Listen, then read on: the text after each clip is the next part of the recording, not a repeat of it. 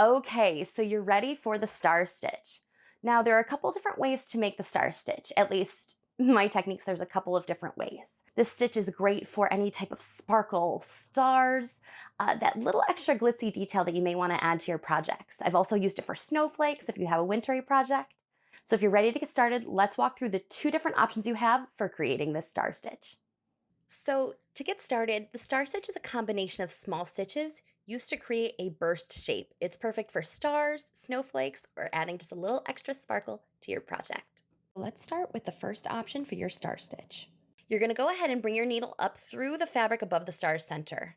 You're going to place the needle back down through the fabric at the equivalent distance below the star center. Bring the needle back up to the left of the star center. Place the needle back down through the fabric, the equivalent distance to the right of the star center. Then you're going to bring the needle up on the northeast side of the star center.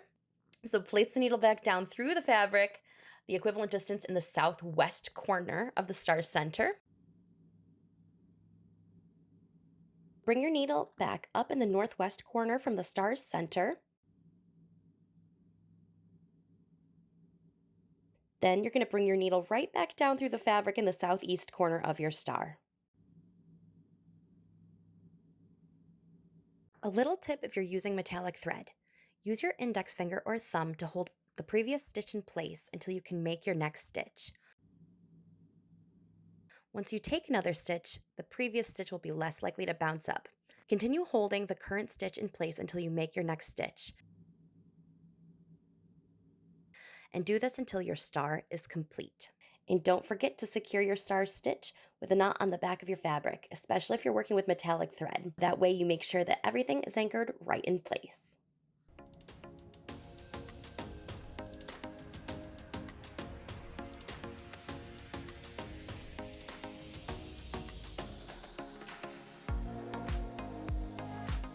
Now, the other way that you can do your star stitch is going to be very similar, but instead of going all the way across your star, after each stitch, you're going to come back to the center of your project.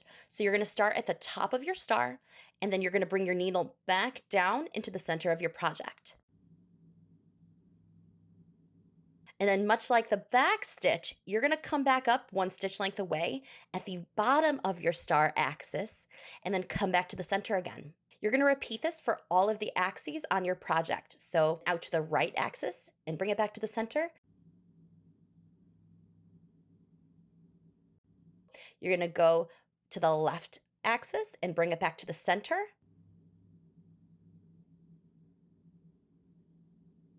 And you're going to continue this for each of the diagonals on your star until you have your star complete.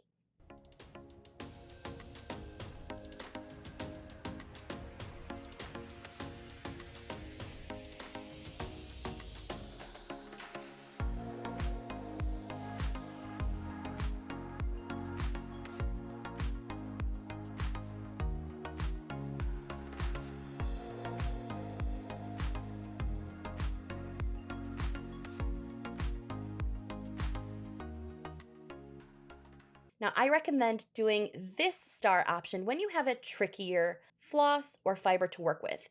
For example, if you're working with a metallic floss, a lot of times the metallic floss will pop or bounce back up, and that can be pretty tricky. So unless you're securing between every single stitch, and by securing, I mean using your index finger or your thumb to secure between every single stitch, your metallic thread is likely going to bounce back up and it may not go perfectly through the center of your star. If you're struggling with the metallic floss, I'm going to recommend using option B. If we come back to the center after every stitch, we will be able to secure it much more easily with every single stitch. So choose whichever option works best for you, depending on what floss you're working on or which one is working better for your project. Now you can mix and match your stitch lengths to create unique star shapes. For example, your vertical and horizontal axes on your star can be longer than your diagonal axes. That can create a fun shape. You can also eliminate certain axes on your star to create even more variety within your project. Great, now we've learned both ways to do the star stitch.